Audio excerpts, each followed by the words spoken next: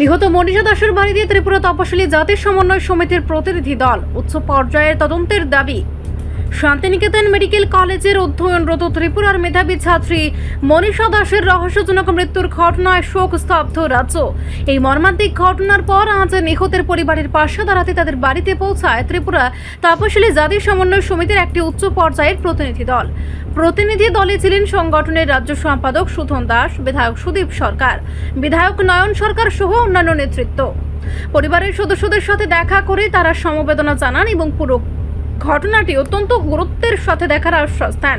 সাংবাদিকদের মুখোমুখি হয়ে সংগঠনের রাজ্য সম্পাদক সুধন দাস তীব্র ক্ষোভ প্রকাশ করেন। তিনি অভিযোগ করেন, মেডিকেল কলেজের মতো একটা সুরক্ষিত স্থানে এমন ঘটনা কোনোভাবেই মেনে নেওয়া যায় না। সুধন দাসের মতে মনীষার মৃত্যুতে রহস্যের গন্ধ রয়েছে এবং এর পেছনে কোনো গভীর চক্রান্ত থাকতে পারে। তিনি স্পষ্ট দাবি করেন যে এই ঘটনার প্রকৃত কারণ উদ্ঘাটনে অবিলম্বে উচ্চ পর্যায়ের নিরপেক্ষ তদন্ত কমিটি গঠন করতে হবে।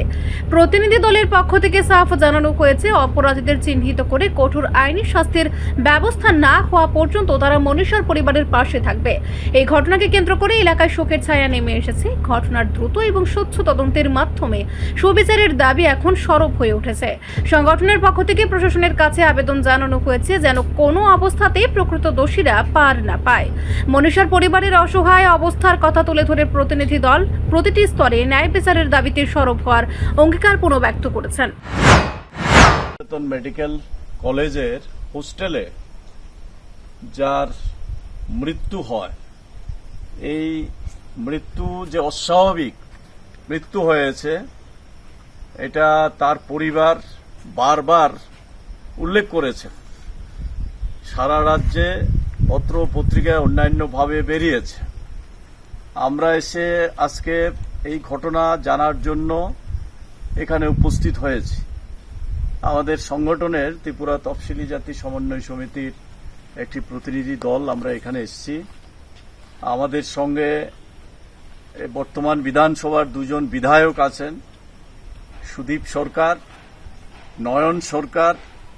এছাড়া আমাদের সংগঠনের নেতৃত্ব বিপদ বন্ধু ঋষি দাস, পার্থ ভাস্কর, জহর দাস, কাজল দাস এবং আমি সংগঠনের সাধারণ সম্পাদক হিসাবে অন্যান্য নেতৃত্বরাও আছে।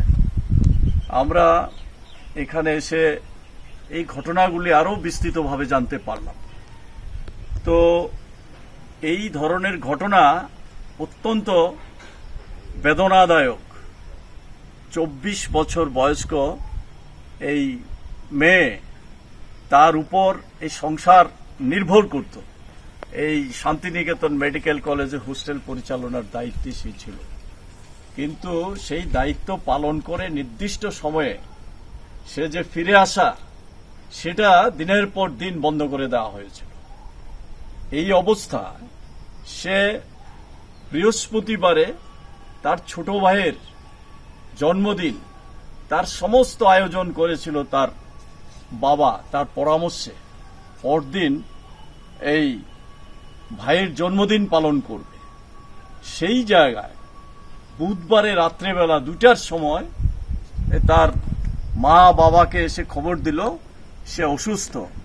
এই খবর দিয়ে হোস্টেলে তাদেরকে নিয়ে এই মৃতদেহ তাদেরকে দেখালো। এই হচ্ছে ঘটনা।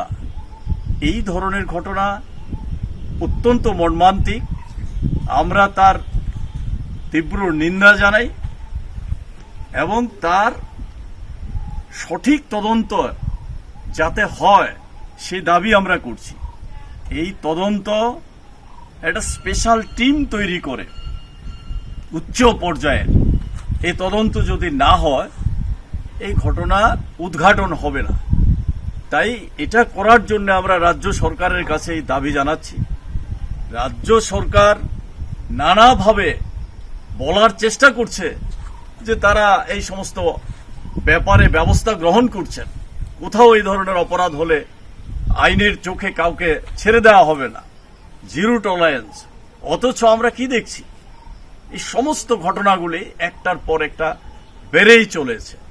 তো এই ঘটনা অবিলম্বে তার তদন্ত করে বের করতে হবে। এখানে যেমন আমরা দেখেছি এই ঘটনা তো আরো বাড়ছে, বিশেষ করে মা বোন মেয়েদের উপরে এই আনন্দনগর স্কুলের ছাত্রীকে ধর্ষণ করা হয়েছে। গোটা দেশে যেমন দলিতদের উপর নির্যাতন বাড়ছে, সংখ্যালঘুদের উপর বাড়ছে, আদিবাসীদের উপর বাড়ছে, আমাদের রাজ্য একইভাবে। আমরা দেখেছি ওই কমলপুর এক দলিত যুবককে, তফসিলি যুবককে নৃশংসভাবে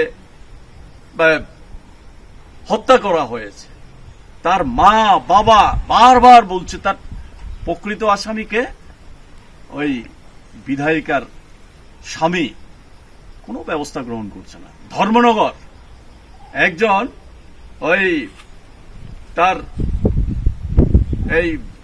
ওই যে তাকে পিটিয়ে হত্যা করলো, তার ওই যে অর্ডার করে মাল সুইগিতে কাজ করতো ডেলিভারি বয়, তাকে হত্যা করলো, সেও দলিত।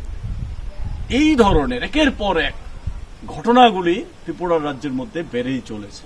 তো এই ঘটনা আমরা রাজ্য সরকারের কাছে দাবি রাখছি, উচ্চ পর্যায়ে তদন্ত করে দোষীদের শাস্তির ব্যবস্থা করতে হবে।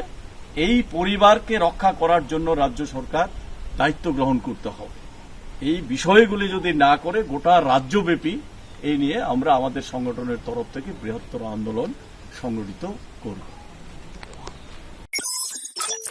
ব্যুরো রিপোর্ট, সংবাদ প্রতীক্ষা।